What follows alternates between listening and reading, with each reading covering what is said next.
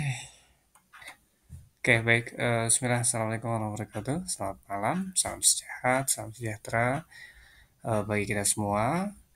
Pada kesempatan kali ini kita akan belajar di pembelajaran pendidikan kewarganegaraan untuk kelas 10. Adapun bahasan yang akan kita bahas atau yang akan kita pelajari yaitu tentang nilai-nilai Pancasila dalam penyelenggaraan pemerintah. Pancasila ini menjadi pedoman, menjadi acuan dalam suatu penyelenggaraan pemerintah negara ya. Negara ini adalah suatu organisasi, suatu lembaga, bukan lembaga sih, suatu organisasi yang dimana organisasi itu ada rakyat, ada yang manajemen rakyat atau yang mengelola rakyat yang disebut pemerintah, yang menyelenggarakan pemerintah, yang mengatur fungsinya itu ya. Oke, di sini kita akan bahas nilai-nilai Pancasila. Kita tahu ya, Pancasila itu ada 5 poin atau 5 sila yang dimana kita akan pahami apa maksud dari 5 sila tersebut dalam penyelenggaraan pemerintah.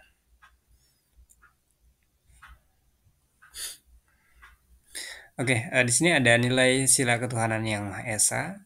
Tentu nilai sila yang ketuhanan yang Maha Esa ini menjadi sila pertama dalam Pancasila. Nilai ini menegaskan bahwa kehidupan bernegara harusnya dilandasi dengan keyakinan terhadap Tuhan, terhadap Allah yang Maha Esa, yang Maha Kuasa, ya. Penyelenggaraan negara wajib menjamin kebebasan warga negara untuk memeluk agama dan menjalankan ibadah sesuai keyakinannya. Kita tahu ya di Indonesia ini ada beberapa agama ya. Tentunya salah satunya Islam, Kristen, apa namanya, Buddha, terus lagi Konghucu barangkali ya, yang baru-baru itu, terus lagi dan seterusnya. Oke, eh, contoh saya akan sampaikan dulu contohnya, di mana contoh dari nilai ketuhanan yang Maha Esa ini, pemerintah memberikan perlindungan hukum kepada setiap umat beragama untuk menjalankan ibadahnya. Jadi pemerintah itu memberikan perlindungan. Nah, bahkan sering tuh slogannya kita harus selalu bertoleransi. Kita harus selalu apa namanya saling menghargai, menghormati perbedaannya. Karena kita di Indonesia ini digabungkan oleh beberapa agama tadi sampaikan ada 5 agama ya, begitu. Eh, contoh keduanya kira-kira membangun ya tentunya, membangun kita pernah lihat ya ada musola, ada masjid ya, atau musola atau ada masjid, ada katedral ya, atau gereja di apa di Jakarta itu. Di mana artinya meskipun mereka berdekatan tapi mereka saling menghargai gitu. Di sana itu ketika pas apa namanya pas hari Minggu di mana waktunya orang-orang atau umat Kristiani itu beribadah ya, bernyanyi di sana dan seterusnya lah ya, beribadah lah bahasanya. Ketika waktunya azan dia matiin dulu sementara, artinya saling menghargai, saling menghormati perbedaan. Oke, pembangunan rumah ibadah seperti masjid ya, gereja atau pura ya. Ya, pura yang didukung oleh regulasi pemerintah. Pemerintah ada tuh apa dukungannya gitu ya. Dan pemerintah juga ada tuh terkait dengan regulasinya, aturannya gitu. Jadi aturan main terkait dengan apa pembentukan dari rumah ibadahnya. Jadi kalau apa namanya kalau saya lihat itu waktu kapan tuh ya. Jadi pembangunan masjid itu bisa dilaksanakan ketika ada beberapa orang yang apa namanya, yang menggunakan masjid itu, gitu. Ya minimal berapa orang gitu ya, ada batas minimalnya waktu itu. Oke, nah di sini kita bahas tadi tentang nilai Pancasila ya, di sila pertama, di ketuhanan yang Maha Esa. Kalau kita bahas di sini, poin-poinnya adalah pengakuan adanya, apa namanya, adanya Tuhan yang Maha Esa, udah saya sampaikan juga tadi ya, kita harus percaya kepada yang, Maha Kuasa ya, Tuhan kita ya, Allah Subhanahu wa taala pada dasarnya dan pada dasarnya sesuai keyakinan kita masing-masing gitu aja. Terus lagi menjamin penduduk untuk memeluk agama masing-masing dan beribadah menurut agamanya. Kita harus membebaskan. Kita nih sebagai anggap aja kita sebagai apa penyelenggara negara ya. Kita sebagai penyelenggaraan pemerintah yang mengelola negara gitu. Nah, kita harus bisa menjamin nih penduduk Indonesia ini yang tadi beberapa agamanya kan tadi ada perbedaan agama ya. Masing-masing agama ini apa namanya kita jaminkan ya untuk apa mereka saling bisa bisa berdamai ya, saling damai di negara kita antar perbedaan gitu ya. Nah, ketiganya tidak memaksa warga negara untuk beragama. Tidak memaksa warga negara untuk beragama, tapi diwajibkan memeluk agama sesuai hukum yang berlaku. Jadi kita ya harus memiliki agama ya. Dan siapapun yang ada di Indonesia ini dia harus beragama. Itu artinya. Tapi sifatnya ini tidak memaksa warga negara untuk beragama, tapi diwajibkan memeluk agama sesuai hukum yang berlaku. Ya kan, memeluk agamanya.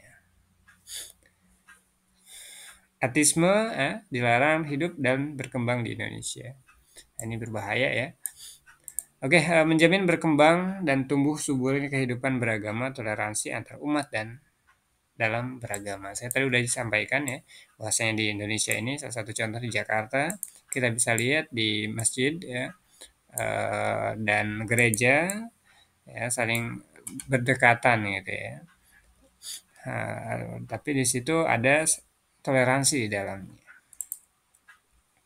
Negara memfasilitasi bagi tubuh kembangnya agama dan iman warga negara dan menjadi mediator ketika terjadi konflik antar agama. Ya, ketika ada konflik ya, saya waktu itu pernah dengar ada konflik agama, apa namanya, tapi di negara luar ya, sampai ada yang meninggal lah banyak banyak hal ya. Nah, itu dia. Mungkin di situ tidak ada mediatornya negaranya atau tidak apa namanya pemerintahnya tidak ada tindakan sehingga terjadi hal itu atau dari pemerintahnya tuh waktu pas apa namanya di luar negeri sana maksudnya di luar ya bukan di Indonesia gitu. Tapi mungkin intinya apa? Intinya ketika kita apa namanya berada di Indonesia, kita menjadi warga negara, kita harus mematuhi aturan. Ada undang-undangnya teman-teman gitu. Dan apa?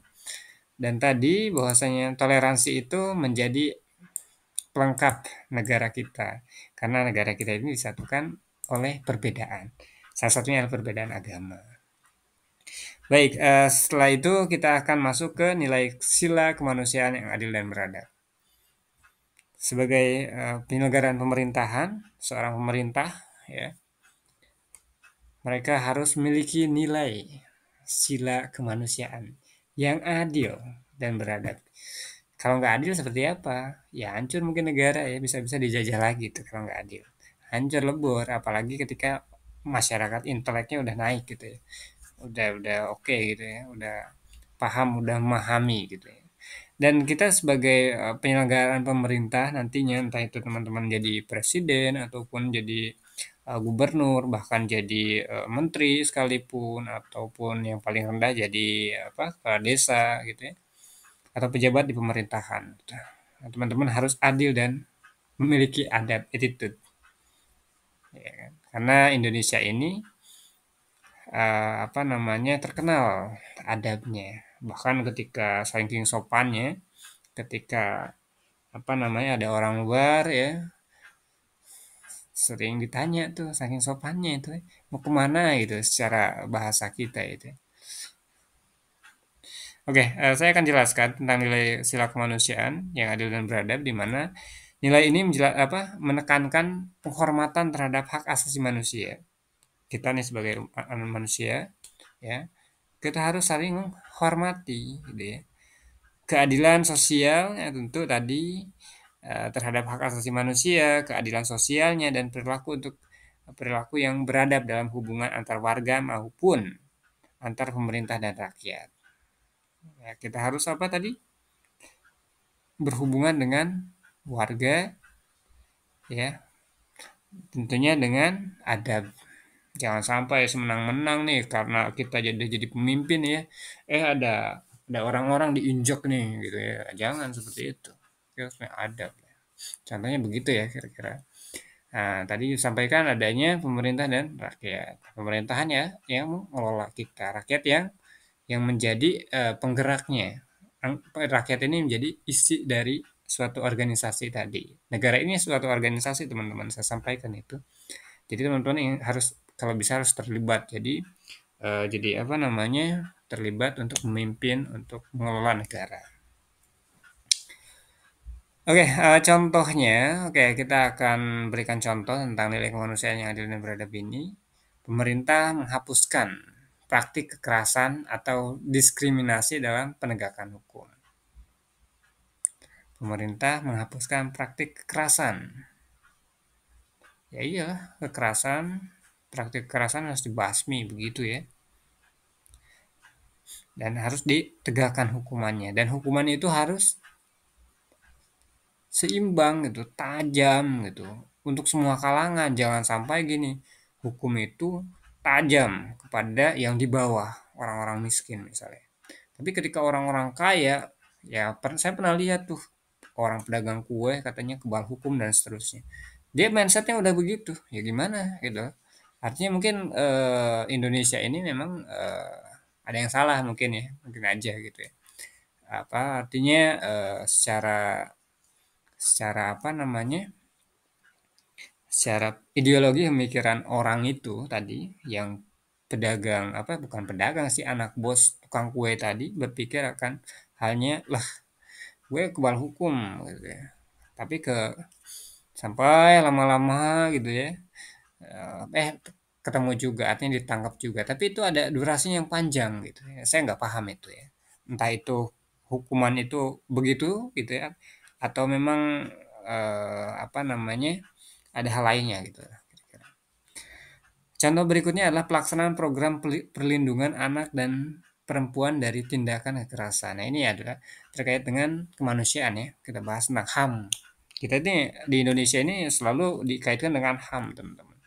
Eh, Tadi ya, saya waktu itu pernah lihat ya, hak asasi manusia ketika siapa tuh yang waktu itu apa namanya, aturan-aturan di Indonesia ini sulit dilakukan pembasmian supaya kuat nih. Karena apa? Karena ada HAM katanya. Misal nih udah aja yang korupsi itu misalnya hukum mati aja. Nah, ada HAM katanya nggak jadi kan? Itu hak asasi manusia. Dia hak untuk hidup dan seterusnya. Kita nggak bisa lakukan hal lain karena memang betul itu ada hak asasi manusia karena ada landasannya adalah Pancasila dan undang-undang begitu. Ya udah lah gitu ya. Oke, saya akan jelaskan lagi lebih lanjut. Di sini poin pertama, kita penempatan manusia sesuai dengan hakikat sebagai makhluk Tuhan karena manusia mempunyai sifat universal, artinya umum gitu ya. Kita harus tahu nih teman-teman, eh, makhluk halus ya, bukan makhluk halus ya. Manusia lah ya. Nah, di mana manusia ini pada hakikatnya mempunyai sifat universal ya, bebas gitu, liar gitu. Ada yang ganas barangkali gitu ya, ada yang keras ya, ada yang lembut gitu ya, ada banyak hal ya. Kita tidak bisa memungkiri karena sifat manusiawi gitu ya. Terus lagi, nah dari situ kan ya kita harus punya adab tapi gitu ya. Terus kita harus punya keyakinan tadi, terus juga kita harus punya adab yang paling penting, dan kita juga harus memanusiakan manusia. Apalagi ketika teman-teman jadi pemimpin, kita bisa memanusiakan manusia di pemimpin apa aja, pemimpin di perusahaan ya, teman-teman memimpin bawahannya beberapa orang ya, misal contoh seperti itu kira-kira, ataupun yang lainnya, atau teman-teman jadi gubernur sekaligus atau jadi bupati gitu ya, dan seterusnya. Teman-teman harus bisa memanusiakan manusia dan memiliki adab yang baik begitu. Tadi kan kalau kemanusiaan itu adanya HAM di situ ya. Kita harus menjaga HAM itu. Hak untuk hidup, hak untuk hal lainnya. Gitu ya. Pada dasarnya untuk HAM tadi. Oke, menjunjung tinggi kemerdekaan sebagai hak segala bangsa. Menjunjung tinggi kemerdekaan sebagai hak segala bangsa. Hal ini juga bersifat universal nih ya. Di mana sifat kemanusiaan yang adil dan beradab itu tadi menjunjung tinggi kemerdekaan sebagai hak segala bangsa. Jadi kita sebagai manusia nih, kita berhak loh untuk merdeka gitu. Artinya merdeka itu tadi adanya orang yang memanusiakan. Kita misal kerja di orang, oh orangnya enak, apa namanya, bisa menghargai kita. Ya kita nggak akan, adab kita nggak akan jahat sama orang gitu kan. Karena apa? Saling menghargai, adanya kemanusiaan itu yang penting gitu ya. Terus mewujudkan keadilan dan peradaban yang tidak lemah. Hal ini berarti bahwa yang dituju masyarakat Indonesia adalah keadilan dan peradaban yang tidak pasif, yaitu perlu pelurusannya dan penegakan hukum yang kuat jika terjadi penyimpangan-penyimpangan.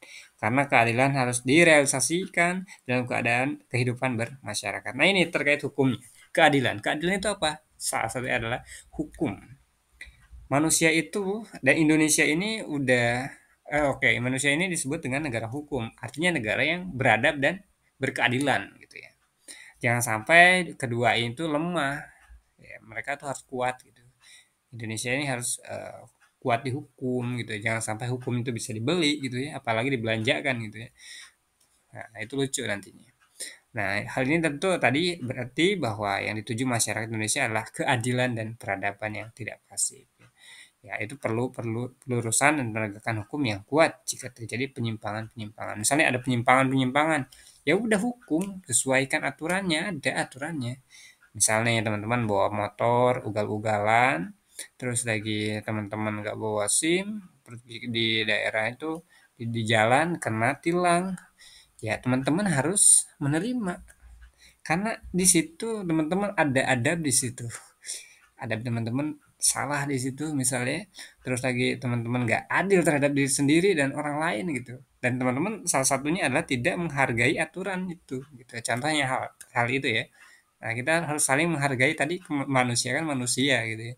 Kita juga harus menghargai orang lain, kita harus menghargai aturan yang berlaku yang ada di Indonesia, keadilan tadi. Konsepnya adalah keadilan. Keadilan itu apa intisarinya adalah hukum. Hukum itu ada untuk adil. Teman-teman nih ngambil jamu orang misalnya pas lewat di jalan, teman-teman bisa diadili itu, bisa kena hukuman atau dihukum gitu. Gitu ya. Misal contoh seperti itu. Mudah-mudahan enggak ya. Karena keadilan harus direalisasikan dalam kehidupan bermasyarakat. Tentu keadilan itu harus ada. Supaya apa? Supaya Indonesia ini tentram. Cita-cita yang dicita-citakan negara itu terjadi. Salah satunya adalah apa namanya ya apa namanya tuh cita-cita negara adalah mesejahterakan, berkeadilan, ya itu cita-citanya dan keamanan bangsa itu. Oke, kita lanjut di sini nilai sila persatuan Indonesia. Nah ini lebih seru nih, mempersatukan antara beberapa budaya, suku, bangsa dan lain seterusnya. Oke, kita akan bahas ya. Sila Persatuan Indonesia, di mana nilai ini tentunya mendorong persatuan dan kesatuan bangsa dengan mengutamakan kepentingan negara di atas kepentingan pribadi atau kelompok serta menghargai keberagaman budaya, suku, dan agama. Oke, Indonesia ini tadi disatukan oleh beberapa apa namanya? Beberapa hal ya. Yang pertama adanya agama. Indonesia ini disatukan oleh agama, perbedaan agama maksudnya. Bahkan zaman dulu pas Indonesia ini masih belum terjadi, banyak sekali kan ada orang Hindu, ada orang Islam gitu ya, ada orang apa Buddha gitu ya. Nah, dengan kerajaan masing-masingnya disatukan, dipecah, dihancur leburkan, digabungkan, udah disatukan. Untuk apa? Ketika dalam proses kemerdekaan pun sama. Nggak bukan hanya orang Islam aja gitu loh untuk memerdekakan negara ini. Tadi ada perbedaan suku, agama, budaya, ya, sampai ras gitu ya. Kalau teman-teman bahas tentang itu, misal agama, ya tadi Indonesia ini banyak sekali agama-agama yang ada di Indonesia ini.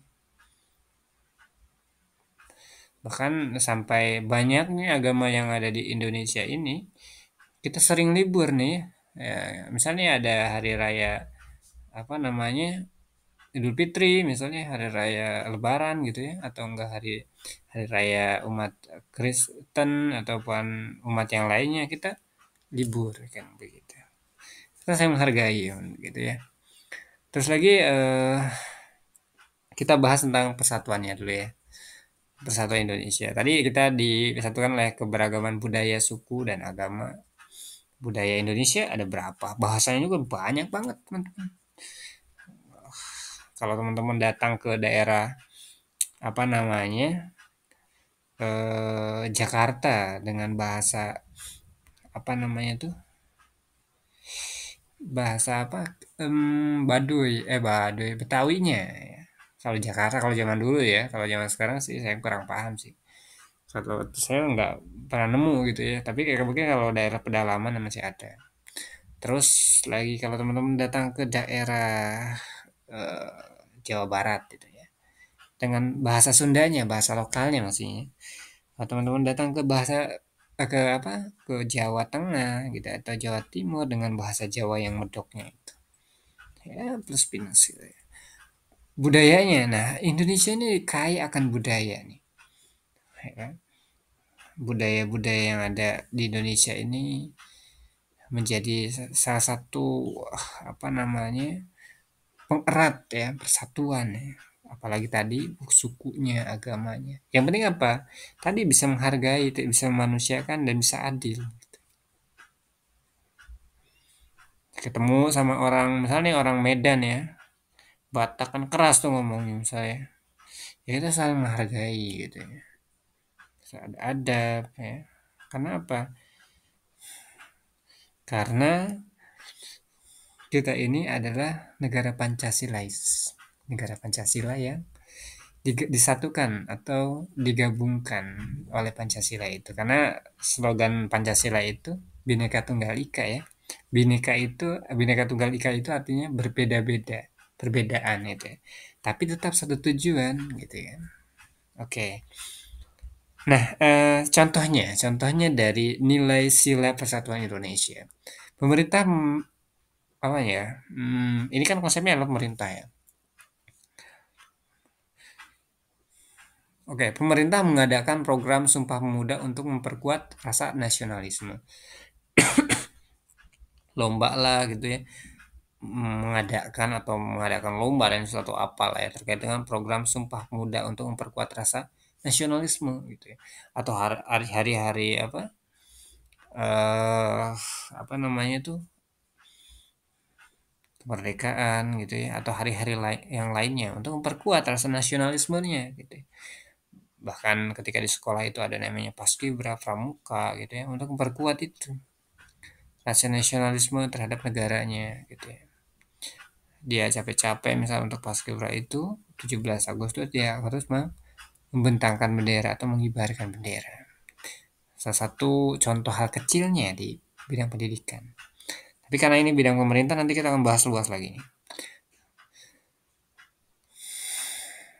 Contoh keduanya adalah penghormatan terhadap kearifan lokal dan budaya daerah melalui pengakuan kesenian tradisional. Apa nih yang ada di Indonesia? Saya sering ketika ada acara-acara itu sering disuguhi ya tontonan-tontonan nih. Kalau di Bogor itu kan memang Jawa Barat Ceipong ya. Caipongan tari-tarian begitu gitu ya. Ya, nggak masalah itu kan kearifan lokal kita ya. Apa namanya ya budaya kita ya, budaya daerah kita. Kalau di daerah Jakarta saya sering juga tuh lihat tuh. Itu apa kayak badut gitu tapi bukan badut apa namanya tuh. Aduh, apa ya? eh apa namanya tuh? Apa sih namanya tuh kayak saya lupa namanya tapi apa ya sih yang ada manusianya dalamnya gitu loh. Terus lagi kalau budaya Cina gitu ya ya dengan barongsainya gitu-gitu itu suatu budaya gitu ya ataupun di daerah apa ya mana lagi tuh ya budaya daerah Baduy yang paling oke tuh ya kalau di daerah sana budayanya itu mereka tidak menginginkan adanya listrik gitu ya. Mereka hidup dengan alam begitu. Itu kan budayanya dan budaya-budaya itu menjadi kearifan lokal gitu ya, ciri khas gitu ya. Oke, nah sekarang kita akan bahas tentang nilai-nilai sila persatuan Indonesia, di mana nasionalisme kita harus punya rasa nasionalisme terhadap negara. Negara ini kalau bukan kita yang menjaga, kita yang apa namanya mendukung ya siapa lagi? Karena tombak ukur suatu negara adalah rakyatnya. Rakyatnya yang bergerak, rakyatnya yang berjuang gitu. Gitu ya. Dan pemerintah juga harus mempunyai rasa nasionalisme. Jangan sampai mereka itu apa nggak ada tuh rasa nasionalismenya, bodoh amat lah misalnya. Ya jangan begitu. Nggak bisa begitu. Makanya kalau di tes PNS itu kan ada nasionalismenya, ada ininya, ada itunya, berat ya, banyak gitu ya. Nah, di sini juga disampaikan cinta bangsa dan tanah air ya. Tadi ya salah satunya ketika kita udah bahas cinta, kita harus menyayangi itu perbedaan tadi ya terkait budayanya ya. Terus lagi apa namanya? Sukunya, agamanya, budayanya dan lain seterusnya. Kita berbeda-beda atau teman-teman kalau teman-teman lihat apa namanya orang Papua gitu ya, orang Medan gitu ya, itu kan berbeda. Mulai dari gaya bicaranya gitu ya, mulai dari apa namanya eh, mungkin suku kulitnya gitu ya dan seterusnya itu perbedaan itu menjadi suatu apa namanya ciri khas negara kita. Nah, di sini juga sila persatuan Indonesia ini menghilangkan penonjolan kekuatan atau kekuasaan keturunan dan perbedaan warna kulit. Nah, tadi disampaikan tentang ras. Kalau warna kulit itu berarti adanya ras. Ras itu warna kulit gitu ya. Kita harus menghilangkan ya terkait apa namanya eh, apa namanya tuh pola pikir kita ya bahwasanya eh, apa namanya orang yang nggak sama dengan kita ya bukan bukan orang kita ya jangan seperti itu kita ini disatukan oleh Pancasila gitu loh kita tuh disatukan oleh beberapa perbedaan baik agama suku budaya sehingga kita harus bisa menerima perbedaan itu kita harus aware sama mereka juga gitu. Oke, terakhir di sini menumbuhkan rasa senasib dan penanggulangan. Ya, ketika contohnya nih, misal ada kejadian nih ya di apa? Eh, di mana tuh? Waktu kemarin tuh, oke lah Sukabumi lah ya. Sukabumi ya, apa Cianjur tuh ya waktu itu? Oh, Cianjur ya. Nah di Cianjur tuh ada gempa misalnya ya. Entah yang baru-baru itu Sukabumi ya. Ada banjiran, banjir bandang ya. Nah kita harus aware juga sama mereka nih, harus saling mendukung gitu ya. Dimana misal kita kalau bisa membantu mereka gitu membantu baik dengan tenaga ke sana gitu ya ataupun dengan apa namanya iuran kalau ada kalau nggak apa-apa gitu kan intinya ini adalah tanda sebagai apa namanya sebagai persatuan Indonesia yang mengikat suatu bangsa itu bukan negaranya tapi rakyatnya gitu ya kalau rakyatnya aware ya bisa apa namanya bisa bekerja sama gitu ya maka hasilnya adalah negara akan kuat gitu. Oke, lanjut lagi di bagian nilai kerakyatan yang dipimpin oleh hikmat kebijaksanaan dalam permusyawaratan perwakilan. Nah, ini ada kata-kata kerakyatan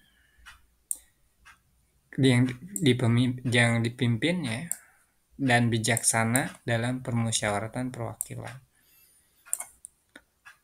Artinya apa? Tentu nilai kerakyatan yang dipimpin oleh hikmat dan kebijaksanaan dalam permusyawaratan perwakilan ini menekankan bahwa sistem pemerintah harus dijalankan secara demokratis.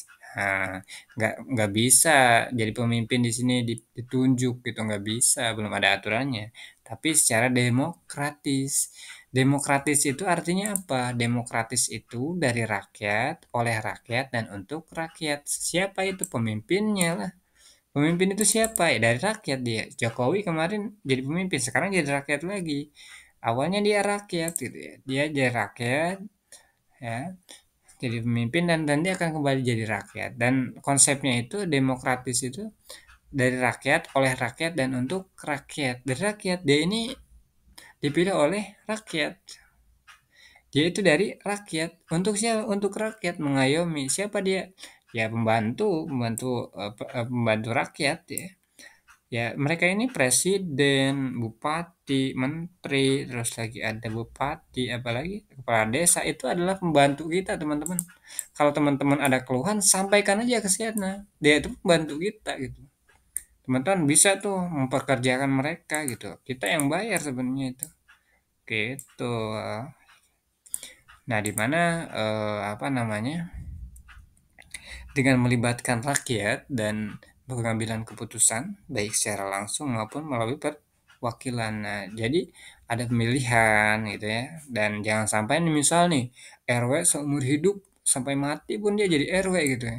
Sampai berpuluh-puluh tahun sampai usia-usianya sampai 100 tahun gitu. Jadi RW dia, misalnya jadi pemimpin di rukun warga gitu atau jadi RT, jangan seperti itu. Ada hak lainnya dari rakyat, oleh rakyat. Coba aja dipahami gitu ya, dipelajari juga. Contohnya apa? Pemilu yang bebas dan adil untuk memilih presiden. Nah, ini ya, kita akan bahas dulu tentang ini ya. Contohnya nih, pemilu ya. Ketika bahas pemilu, semua orang tuh berhak memilih. Pemilihan umum bebas semua orang yang asalkan dia warga negara gitu. Apalagi dia memilih pemilihan presiden di mana-mana suaranya perlu itu penting gitu. Kecuali memang daerah di daerah itu pemilihannya nggak bisa tuh kontak suaranya dibawa ke Korea misalnya untuk pemilihan bupati misalnya nggak bisa gitu. Nah, tadi sampaikan pemilu yang bebas dan adil untuk memilih presiden, kepala daerah dan anggota legislatif ya. Salah satu contohnya itu. Legislatif itu siapa? Legislatif itu dia itu DPR teman-teman ya. Artinya dia hanya legislasi gitu.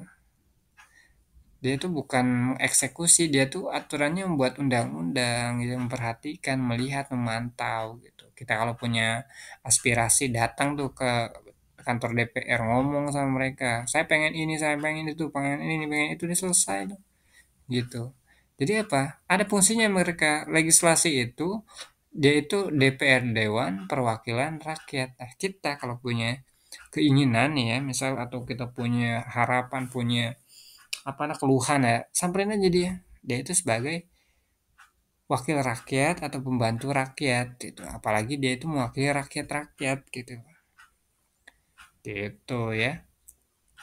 Nah, tadi sampaikan pemilu yang yang bebas dan adil untuk memilih presiden ya. Kalau presiden kita udah paham lah ya, kepala negara, kalau kepala daerahnya ya bupati, gubernur gitu ya. Nah, itu dipilih oleh rakyat tentunya ya. Nah, terus terakhir kita kasih contoh apa ya kira-kira. Oke, pembahasan rancangan undang-undang nih. Nah, itu masih masuk ke sini ya. Kebijaksanaan, karena kan kebijakan itu ada di undang-undang. Aturan itu harus tercermin di dalam undang-undang. Tentunya melalui apa? Melalui musyawarah. Jangan sampai bikin undang-undang semena-menanya. Malam hari disahin. Gak jelas orang. Kayak orang bodoh kan itu kalau gitu tuh. Ya, ya kita harus apa namanya?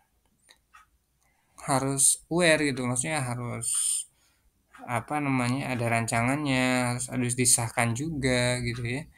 Terus lagi dimusyawarahkan dengan DPR dan pemerintah gitu. Karena kan DPR ini sebagai wakil rakyat, orang pintar harusnya jangan sampai mereka ini salah salah apa namanya? Salah tindakan gitu. Malah apa namanya? Malah aturan aturan itu kan dibuat untuk dirinya sendiri pada dasarnya dan untuk rakyat pada dasarnya. Jangan sampai aturan itu malah mempersulit rakyat atau menjerit rakyat gitu. Gitu. Contoh nih, misal nih ya, kalau VPN ini jadinya untuk keseluruhan gitu ya, itu kan aturan ya, dibuat dicetus dulu. Nah, nggak kebayang nggak inflasinya akan tinggi itu ketika VPN itu naik. Kita gajinya kecil misal, ayo VPN-nya naik ya kira-kira kita makan apa gitu. Nggak mikir ke sana harus pemerintah. Kalau itu aturan apa pajak 12% itu untuk keseluruhan. Tapi kan sekarang beda ya. Pajaknya itu khusus untuk barang-barang mewah aja. Nah, begitu. Kalau beli mobil tuh siap-siap tuh pajaknya 12 juta, 12 apa? 12%. Kalau pokoknya barang-barang mewah aja gitu kan. Oke ya. Terus lagi terkait aturan-aturan ya, kemarin tuh saya pernah lihat di aturan waktu demo-demo ramai itu, aturan apa teman-teman? Ada yang tahu nggak? Tiap betul sekali aturan tentang ketenagakerjaan manusia yang bekerja ya. Aturannya saya kurang paham juga.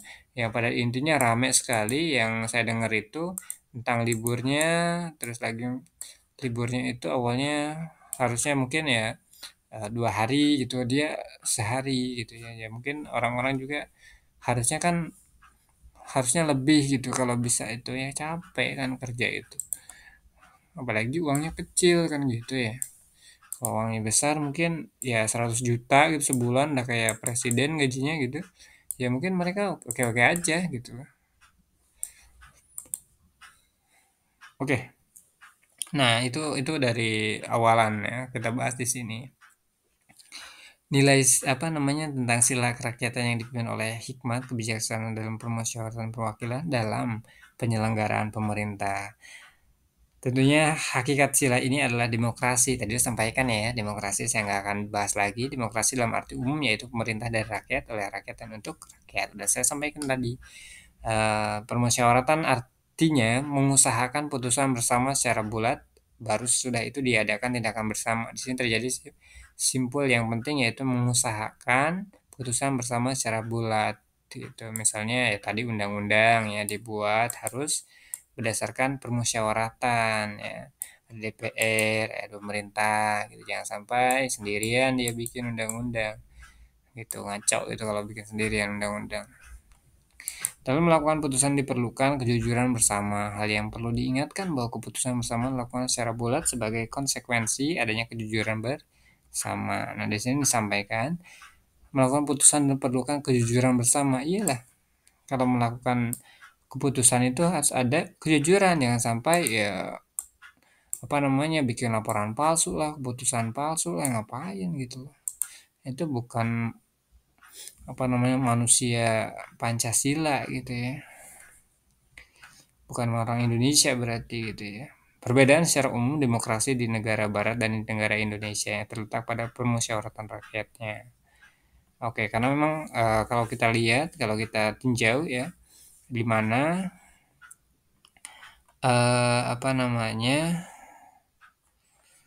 demokrasi di luar negeri dengan di Indonesia itu berbeda atau enggak? Kalau kita lihat di Arab itu kan dia kerajaan ya, di Indonesia ini republik gitu ya. Artinya gini, kalau kerajaan itu seumur hidupnya udah turun temurun tuh dari anaknya sampai cicitnya nanti gitu ya. Nah, kalau di Indonesia ini karena republik, presiden, nah ini dia bebas nih, artinya siapapun rakyat yang pengen jadi pemimpin ya udah tinggal nyalonin diri di apa namanya di kontestasi ya pemilihan umum gitu. Nah, kalau tadi sampaikan yang ini ya, yang nomor 3 ini kejujuran bersama yang perlu diingat bahwa keputusan bersama dilakukan secara bulat sebagai konsekuensi adanya kejujuran bersama. Saya udah sampaikan ini tentang aturan lah ya, undang-undang gitu lah ya. Nah, ini masuk ke sini di mana jangan sampai bikin undang-undang itu sendiri gitu. Dan undang-undang itu di apa? Dibuat harusnya dirasakan oleh dia sendiri gitu. Kalau bisa sih undang-undangnya bikin aja untuk yang buat gitu. Kalau memang atau enggak diuji coba dulu nih sama yang buatnya gitu. Misal nih, kalau misal nih ya, liburnya cuma setengah hari dalam seminggu, coba rasain gitu. Atau enggak cuma sehari gitu. Dengan pekerjaan yang berat misalnya dan seterusnya. Kita sesuaikan itu. Oke, terakhir di sini nilai sila atau nilai kelima, sila kelima nilai sila keadilan sosial bagi seluruh rakyat Indonesia. Nah, ini yang paling seru nih kayaknya ya. Nilai keadilan tentunya sosial bagi seluruh rakyat Indonesia. Tentunya ini menjelaskan atau menegaskan pentingnya pemerataan kesejahteraan. Indonesia ini tentunya cita-cita negara adalah sejahtera, makmur itu kan sejahtera. Pengentasan kemiskinan ya menghilangkan kemiskinan dan memperlakukan adil dalam berbagai aspek kehidupan baik ekonomi, pendidikan maupun sosial. Kita harus adil, keadilan sosial kita harus adil terhadap apa namanya rakyat gitu ya. Dimana tadi disampaikan bahwa eh, apa namanya, menegaskan pentingnya pemerataan kesejahteraan. Ini penting sekali. Karena ketika rakyat udah sejahtera, maka negara ini akan maju gitu lah. Pengentasan kemiskinan tadi, kesejahteraan itu apa namanya, meminimalisir atau nggak adanya kemiskinan. Dan perlakuan adil dalam berbagai aspek kehidupan kita, harus adil nih kepada siapapun, sosial ya. Kita lihat teman kita ya, kita juga harus paham kalau memang misalnya ada kekurangan, kita adil terhadap diri kita sendiri gitu. Jangan menjudge gitu ya. Baik ekonomi ya, perlakuan adil dalam berbagai aspek kehidupan. Karena di kehidupan ini ada ekonomi gitu ya, pendidikan maupun sosial. Nah, kita harus adil terhadap ini 3 bidang ini, ekonomi, pendidikan, sosial. Apalagi pemerintah maksudnya. Pemerintah itu harus mensupport, mendukung gitu ya. Harus adil terhadap rakyat gitu. Jangan sampai rakyat itu dipilih-pilih nih, misal ada yang dapat apa? PKH orang kaya misalnya, ada yang dapat kartu Indonesia Pintar orang kaya gitu ya, misalnya bantuan-bantuan lah ya. Seterusnya itu orang kaya ya salah. Artinya nggak adil itu negara atau rakyatnya gitu ya. Nah, di sini, kita coba contohkan beberapa aja ya, 2 aja saya akan sampaikan. Apa ya, ini bukan dari sini ya. Mhm. Oke, teman-teman tahu ya adanya program bantuan sosial seperti Kartu Indonesia Pintar, ya mungkin pas zaman sekolah SD gitu ya, Kartu Indonesia Sehat atau KIS gitu ya, atau BLT, PKH gitu bahasanya ya, atau bantuan-bantuan lah ya teman-teman. Nah, itu harus apa namanya, harus tepat sasaran gitu ya. Artinya ada adilan di situ, keadilan sosial. Nah, mana nih orang yang tepat? Ya itu dia yang dikasih. Jangan sampai orang yang kaya malah, saya pernah lihat tuh di TikTok ya. Dia banyak banget emasnya di tangannya, tapi dapat bantuan, ya kan lucu itu. Gak malu apa gitu ya. Gitu. Ya oke lah. Itu contohnya lah ya, kita nggak usah panjang lebar tentang itu. Teman-teman yang mungkin tahu ya. Nah, mungkin teman-teman ini teman-teman adalah generasi yang akan datang, jadi teman-teman harus mempersiapkan, harus paham ya tentang paham tentang keadaan Indonesia. Teman-teman juga harus paham tentang keadilan ya, supaya negara ini maju ke depan. Pembangunan infrastruktur contohnya ya. Infrastruktur apa nih? Jalan di daerah misalnya tertinggal untuk meningkatkan akses pendidikan dan kesehatan. Atau misalnya di daerah-daerah tertinggal nih, pendidikannya lemah, nggak ada. Hayo pemerintahnya diem aja gitu kan, kan bodoh itu pemerintah. Pemerintah tuh aduh, rasanya tuh kalau saya presiden udah ditonjokin lah gitu kan. Jadi kan pinter lah dikit gitu loh. Kita tuh harus bisa apa namanya, berpikir luas ke depan gitu. Jangan sampai mulai dari segi ekonomi juga nggak diperhatikan sama pemerintah, mana solusinya gitu. Salah satu apa namanya, tanda pemerintah ini apa namanya, memperhatikan ekonomi, ya udah ada perusahaan BUMN tuh ya, badan usaha milik negara ya. Udah dia buat usaha di setiap desa minimal satu, atau setiap satu kecamatan itu 2 perusahaan, udah selesai, pengangguran nggak akan ada, negara income-nya gede gitu. Nah, dari situ hasilnya dilempar ke luar negeri gitu, atau dikonsumsi oleh negara kita aja udah selesai gitu. Artinya dari uang itu muter di kita, bukan muter ke orang yang punya uang di luar negeri sana gitu. Begitu ya. Nah, tadi disampaikan bahwa tentang keadilan sosial ini, ya pemerintah itu harus meningkatkan akses pendidikan, kesehatan gitu ya.